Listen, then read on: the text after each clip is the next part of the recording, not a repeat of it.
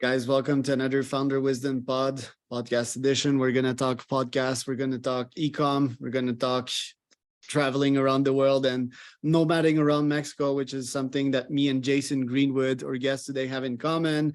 Jason is the founder at Greenwood Consulting. He's also an investor plus a podcast host. His podcast is called The E-commerce Edge. So I'm really glad to have him on.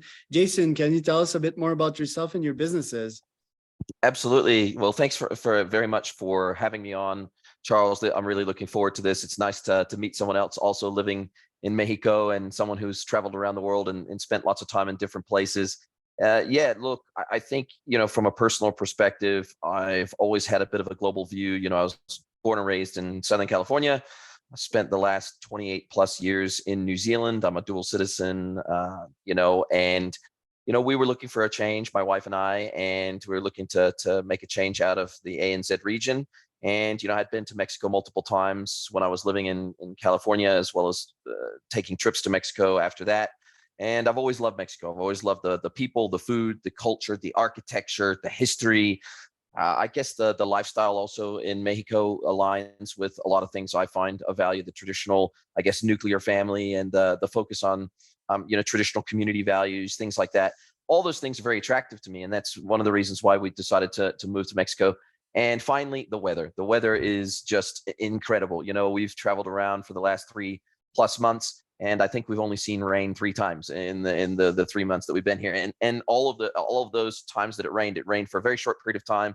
And then the rain went away, and then the sun came back out again. And we've had 25 to 35 degree weather every day since we've been here. So absolutely loving being in Mexico. But from a business perspective, yeah, I've been very lucky. I've been working in e-commerce for over 20 years. I think I'm coming up on my 23rd year now. And, the industry's treated me very well. It's looked after me very well. I've been able to build a very successful career in the industry. I've worked agency side, I've worked merchant side, I've had my own e-commerce pure play. And now I'm working across consulting with a primary focus on B2B and D2C businesses. And that's allowed me to, be fully nomadic. Basically, as long as I've got my laptop and good internet, I can consult to clients. And, that was very intentional. When I got out of the agency game, I very, very intentionally started a consultancy that I could do from anywhere in the world. And that was always the goal. The end goal was always to kind of get to a place where we could travel, we could blend a travel lifestyle with a working lifestyle. So I kind of call it, instead of work-life balance, I call it work-life integration.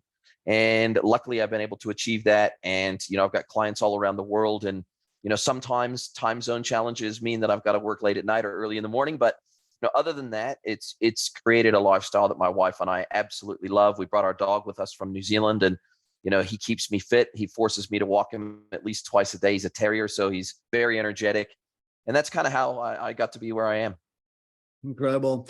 All right, you opened like 10,000 doors. So let's start with the first one. I want to discuss about the nomad thing, because to me, somehow, as a business obsessed person, it has always been one of the low-hanging fruit that I've encountered over the years to make me progress on a 10x level in business, also in life. So I made the move, I think 7 years ago, decided, I had enough, and booked some tickets to a random place called Oaxaca, booked an Airbnb, and that was it. That's how I met my wife. And it was one of the biggest / most cataclysmic move to my growth, right? There was other moves that I made in my life. For example, starting a business and going all into entrepreneurship, or decided to marry my wife, like being engaged to one woman fully. So I made these really bold moves, and they've paid 10x. I do think it's really important that we talked about that. Mexico, I've been living here for a while, and I agree with all of your points. One funny parenthesis, the rain season started in Oaxaca about 3 weeks ago, and there were torrential rains for 2 days, which was really weird, and the streets were flooded. And that was like really weird, because most of the time weather's always good here, and that's actually one of the reasons I moved, right? From Canada, there's not a lot of sun, and I needed vitamin D, so I decided to be here. Apart from that, the cost of life is really low. I really adhere to the traditional family values as well. And the people are really nice. I have one question for you, though.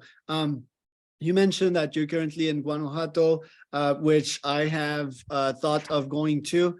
And you often see these news about narcos and stuff going wrong down there. So what are your thoughts on that, and how does that influence your choice of where to stay in Mexico? Yeah, look, I think from my experience so far and all the other times I've visited Mexico, I have never felt unsafe even one time since I've been here. Now, maybe we've gotten lucky. That's a possibility. Maybe the news is overblown. I think that's more likely to be true because a lot of countries where people are fleeing from and moving to Mexico, they don't want to lose their tax base. They don't want to lose their working skill set in the country, and so they have to talk bad about any other country to try to get people to stay in their home country.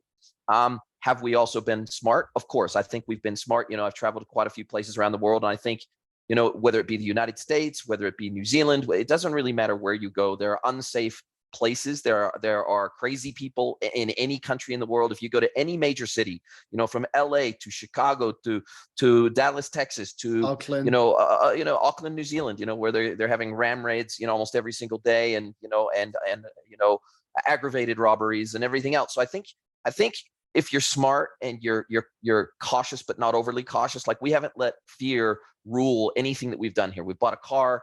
We've driven everywhere. We've driven at night in many cases, on main highways, and we have not felt unsafe a single moment since we have been here. Again, Right. we don't go to places where we don't belong.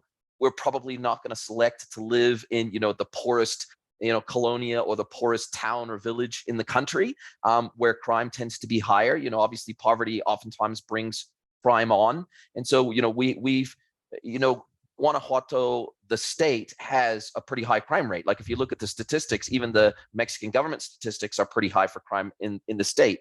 But Guanajuato city itself has a very low crime rate.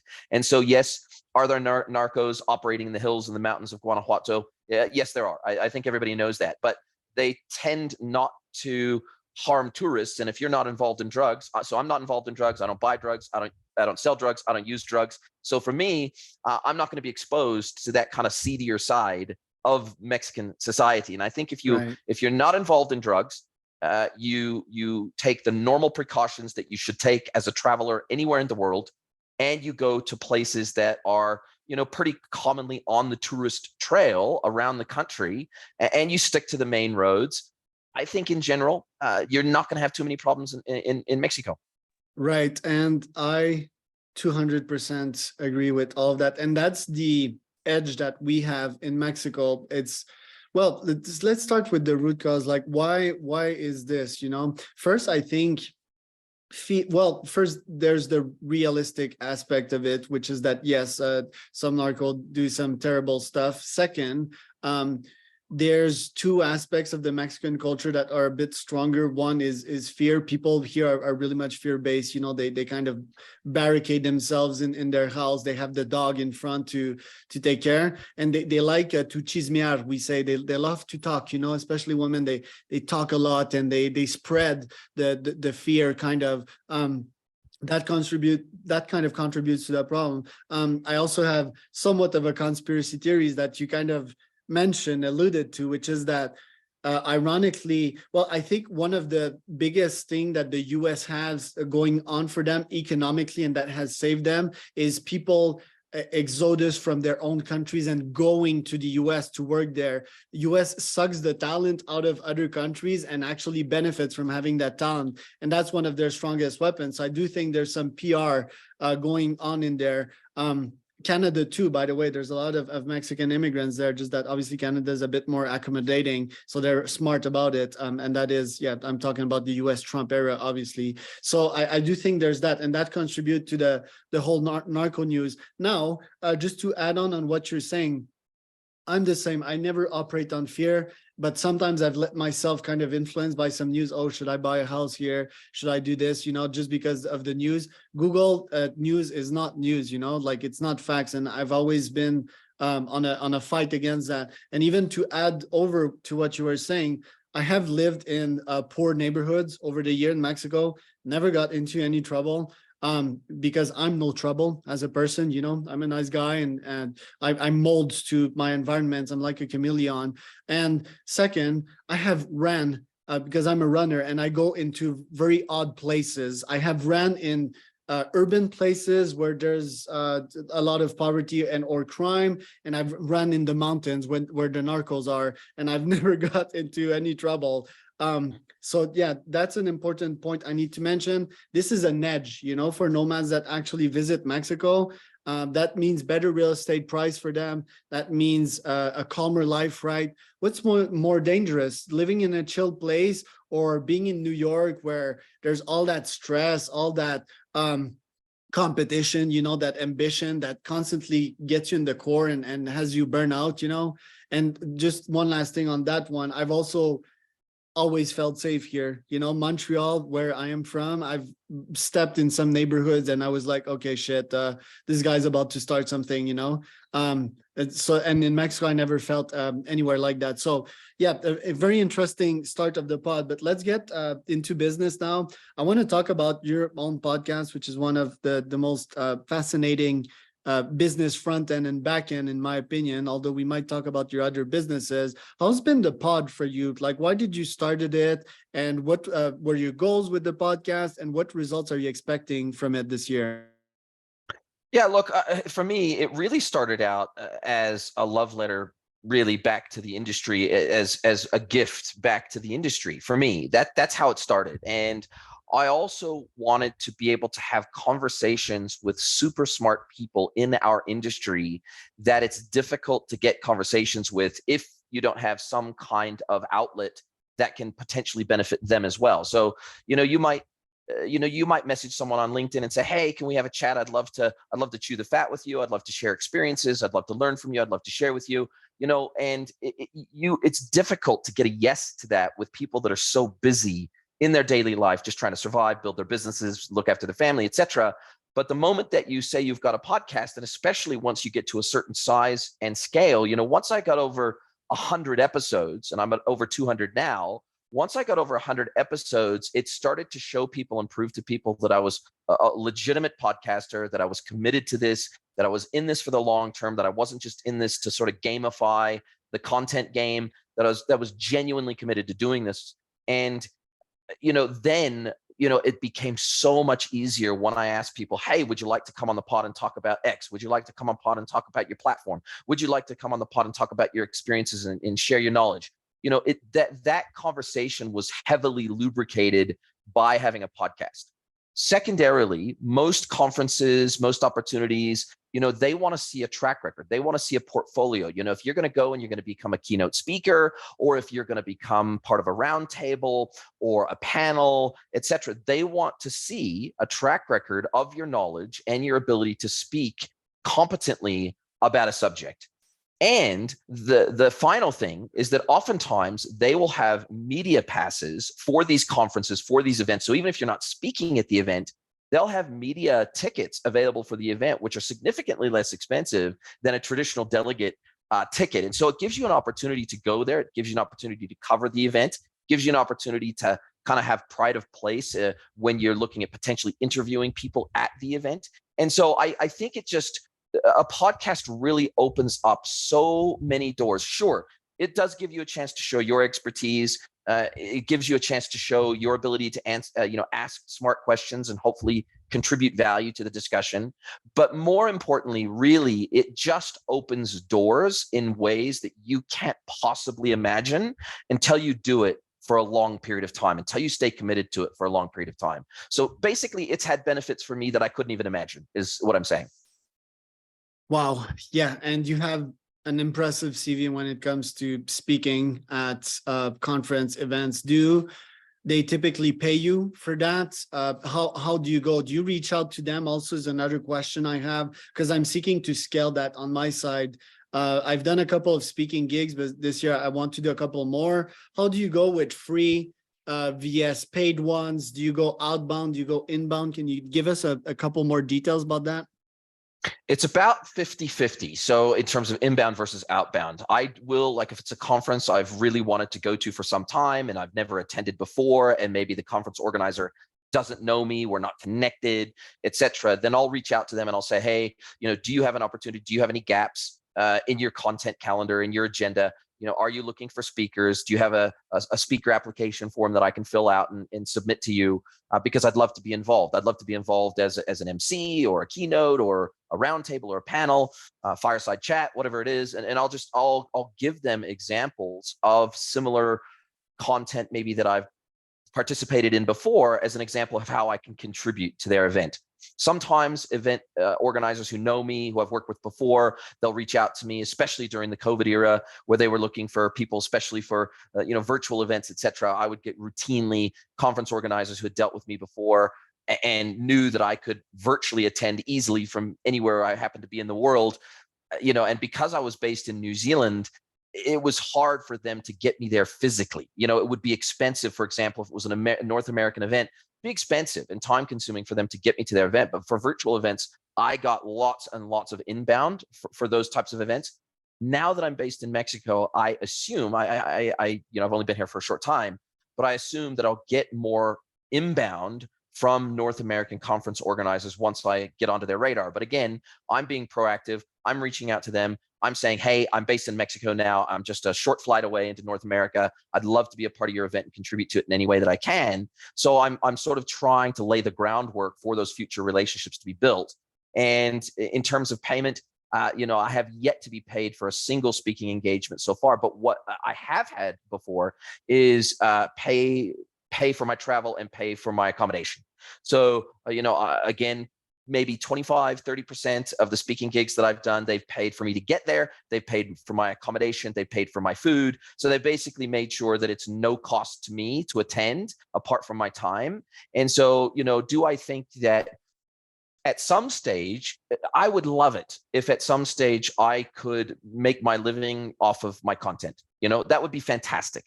Because I love speaking. I love communicating. It's my art form. I love written content. I love video content. I love audio content. So if I could make my living off of speaking at events and putting out a podcast and doing videos, etc., then I wouldn't say no to that. Is it to a point now where it's making enough income to replace my consulting income? Absolutely not.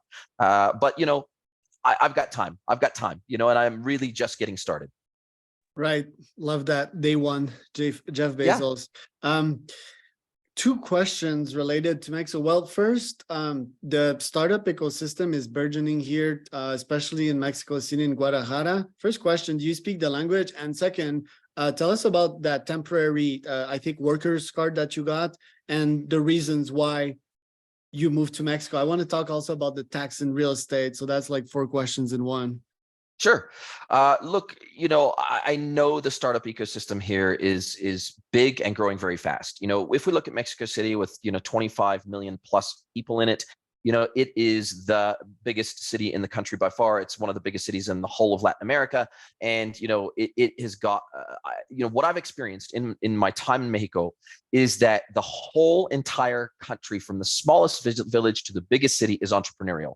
The whole country, you almost anywhere that you go, you will have streets lined with small shops, from little tiendas to mercados to major malls, major shops, and everything in between. And so the country is incredibly entrepreneurial. In fact, it's probably the most entrepreneurial country I've ever visited in my life. And I think that is one of the reasons why the Mexican economy is growing as fast as it is. They also benefited from never shutting their borders during COVID. They also benefited from not requiring a negative COVID test to visit Mexico during COVID. They also benefited from no jab mandates, very minimal lockdowns, keeping their economy open and flowing, taking a lot of business away from China through nearshoring back to Mexico as a manufacturing partner close to the United States.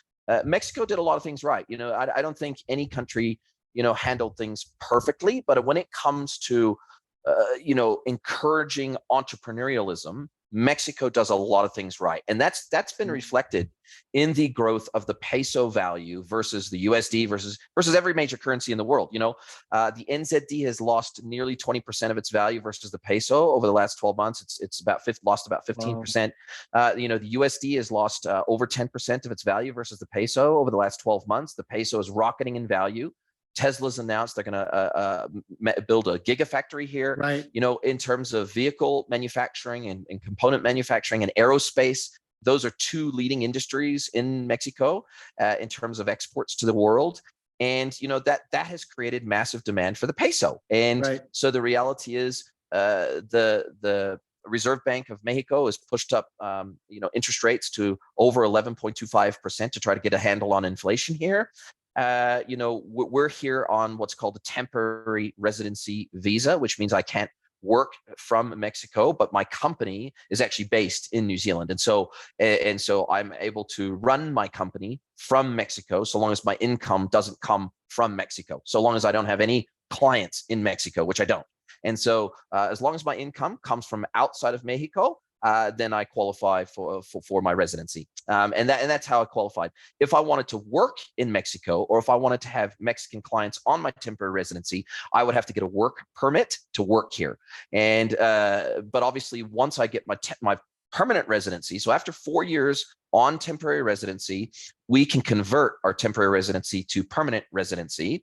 And once I have my permanent residency, then I can have clients in Mexico. I can work in Mexico without any further basically requirements. So fortunately, Mexico, and a lot of your audience may not know this, Mexico has one of the friendliest immigration policies in the world in terms of the cost and in terms of the qualifications to come to Mexico. Now, Mexico's been very smart about this because they have one of the youngest average working population ages in the world, whilst America and ANZ and everywhere else has an aging working population, and the same with Canada.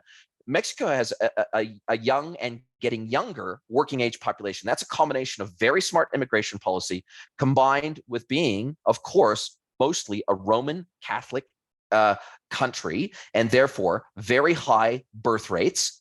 And as you know, because most Roman Catholics don't believe in contraception, et cetera, et cetera. Right. And as a result of that, there's a big focus on family here and having kids. And therefore, they have a very young working age population. So I think that in terms of human resource capacity and capability, Mexico is in a very, very good position economically moving forward.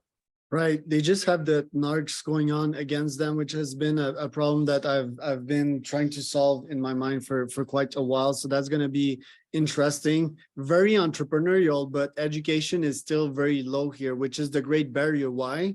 Because you can sell elotes in the street for 30 years of your life, but you'll be still as poor as day one.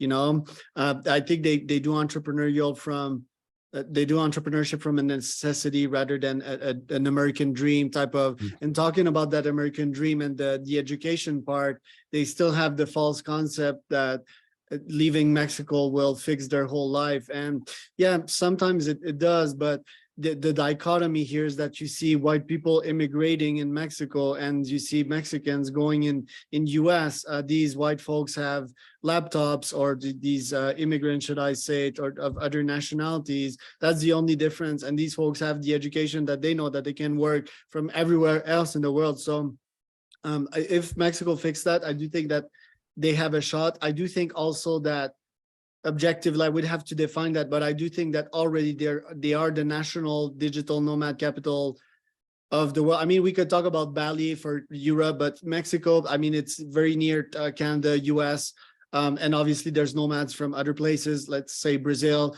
and other Colombia, for example. Colombia is also a nice place for digital nomads, but I think for that reason and all the hotspots in Mexico and people that do not believe in the narco fears and so forth, I do think that they have a very top spot. And I can see you're very knowledgeable about the topic. This is really impressive. You're kind of equal nerd to myself when it comes to that. For real estate and taxes, because I still get my Canadian taxes, right? I still pay for a country that I spend almost zero time in. I don't use the roads. I don't use like the public ecosystem there, which is very unfair. But still, I'll just pay my dues for being born in one of the top countries in the world. Are you still paying NZ taxes? Like how will you set yourself for taxes? And do you have plans of acquiring real estate here in Mexico? Yeah, look, it is a complex question, and you're right. I think that I wouldn't want anybody to take what I've done or what I'm doing as tax advice or legal advice or anything like that. That I'll just put that caveat out there. I'm currently tax resident in New Zealand. And the reality is my company is based there. My application for residency in Mexico was based on that company. For the time being, I will keep that company up and running and based in New Zealand, which exposes me to New Zealand taxation, of course. The ultimate goal is to re-domicile the company because what I can do is I can declare that I'm no longer resident for tax purposes in New Zealand, which I'm not. I can prove that I no longer live there.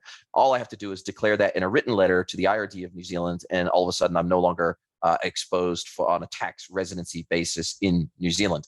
So the ultimate goal in the long term is to re-domicile the company in another country that has much more favorable tax regime, that is much more business friendly. That is, because obviously I don't really want to be paying tax in a country that I'm not living in, and exposing my company to corporate tax in a country that I'm not resident in, and I'm not getting really any benefits from that taxation at all. And in fact, because I won't be living in New Zealand after the age of 65 for the 4-year or 5-year minimum duration, I won't even qualify, even though I lived in New Zealand and paid personal and corporate tax in New Zealand for over almost 30 years. I won't even qualify for superannuation in New Zealand unless I go back after the age of 65 and live there for over 5 years. And then if you leave New Zealand, once you're collecting your pension and you're out of the country for a certain period of time, all of a sudden they stop paying it. So despite the fact that I paid taxes for many, many, many, many years in New Zealand, I just will not qualify for basically any retirement benefits out of the country at all. So I really don't feel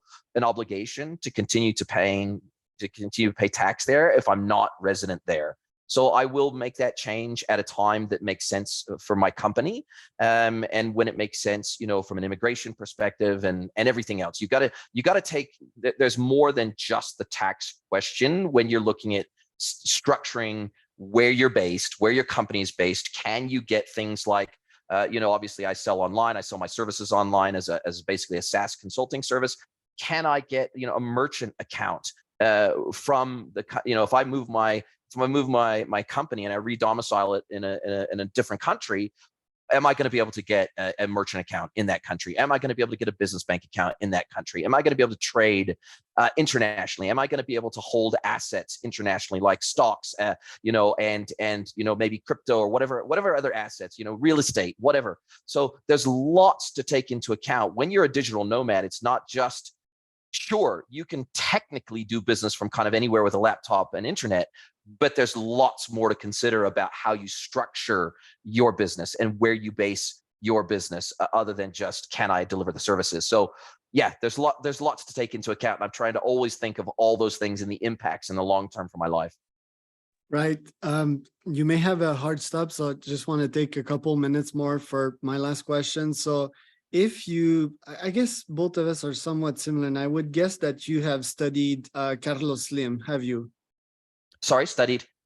Carlos Slim, the Of richest course. man Yes, in the of world. course. Absolutely. In fact, it's interesting. We went to his museum in Mexico which City. Is epic. Like the guy we has spent like 6 hours there. It was crazy.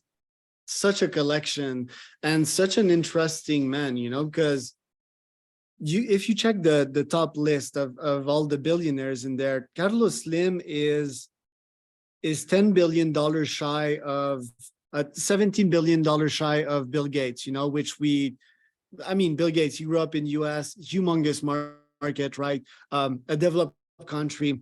And isn't it fascinating? There's Mukesh Ambani in that list that comes after Carlos, but Mexico is this weird country. And this guy, he made a bunch of prediction on the macro level that even to this day paid off. His fortune doubled in the last 2 years because of the Mexican pesos, amongst other and some other factors that you've mentioned. As an investor, somewhat of a VC / an angel, or however you want to qualify yourself, but what notes are you taking from contrarian thinkers, and how are you developing your investment strategies to maximize the gains in the next couple of years? Well, I think the first step was getting into a place where I felt like the next decade was going to be stronger than the prior decade, right?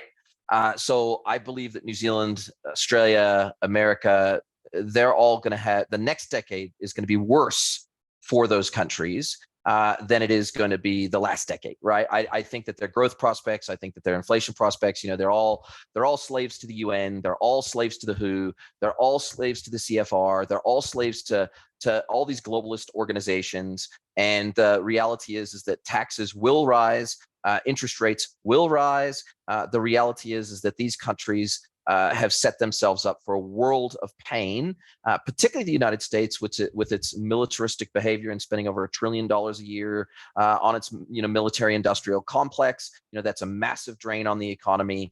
I think that Mexico, by virtue of some of the things we've discussed already, I think the next 10 years will actually be better for Mexico than the prior 10. And so I think that physically moving myself to a place that has the kind of opportunities ahead of it that I think Mexico has ahead of it, I feel like their focus on freedom as well. I grew up in the United States. I spent lots of time in New Zealand. These are not free countries. They spout on about being free countries. But actually, what I have found visiting and now living in Mexico is that Mexico is far freer. It's far less, yes, sure, it's got its own weird layers of bureaucracy and, going through the process of immigration and everything else. It's a nightmare. Like the bureaucracy here is truly a nightmare. But when it comes to unshackling entrepreneurs, access to capital, things like that, I think Mexico has just incredible opportunities going for it over the next decade or so, particularly as nearshoring becomes more of a trend away from Asia. I think China really hurt themselves from a manufacturing perspective by being locked down for so many years and really, really destroying a lot of international manufacturing relationships. And so it's going to be interesting to see how this plays out. But I think that the biggest, smartest move I made was physically moving myself to a place that has so much opportunity ahead of it and actually becoming part of that ecosystem inside the country. And, we haven't been to Guadalajara yet. We've got a list of 10 or 12 more places we're going to be at over the next year or so before we decide where to settle. And Guadalajara is probably pretty high on my priority list as a place to seriously investigate, as a place to live. It's kind of the Silicon Valley of Mexico. Lots of international IT and tech companies are have headquarters in Guadalajara, at least very large satellite offices in Guadalajara. It's got lots of modern infrastructure, very fast internet. And I think that, speaking to one of the points you made earlier about Mexicans thinking that the golden life is now overseas, well, that's that concept, that idea is rapidly changing in Mexico. It's estimated that there's nearly 2 million Americans now living in Mexico, and that number exploded. I think it was 1.2 pre-COVID or something like that. That number exploded during COVID of Americans migrating to Mexico for a better life, in search of a better life. America used to be the place where everybody went to for a better life. Now Mexico is rising up the list of places to consider for a better life. So I think that, is any country perfect? No. Is Mexico perfect? No. It's got its own things that I don't like about it, that I find challenging to navigate as a foreigner. But I just think when it comes to looking at the big picture, when it comes to looking at the macro picture, I think that Mexico has just a tremendous amount of opportunity associated with it. Economically, spiritually, in every way that you can kind of think about. It's got lots of opportunity associated with it. Right.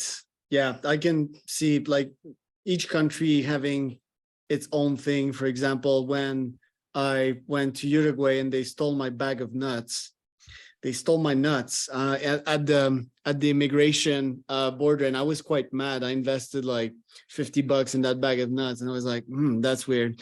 Anyway, small parentheses aside, to finish up the pod in a very weird way. Thank you so much for showing up today. And yeah, your views there, I consider them quite contrarian, but I would agree with that. I'm a contrarian myself, and there's a reasons why I'm here. I also think, last parenthesis here, that Mexico, it will also be the spiritual capital of the world, of the Americas. In place like Mazunte, for example, where I go to all my retreats and so forth. So lots of potential for that country. And thank you for these stats. We would need to continue this conversation because you got a lot of stats that I don't have, and I'm wondering where you get all of those. So thank you so much. Lots of value, Jason. Where can people find out more about you?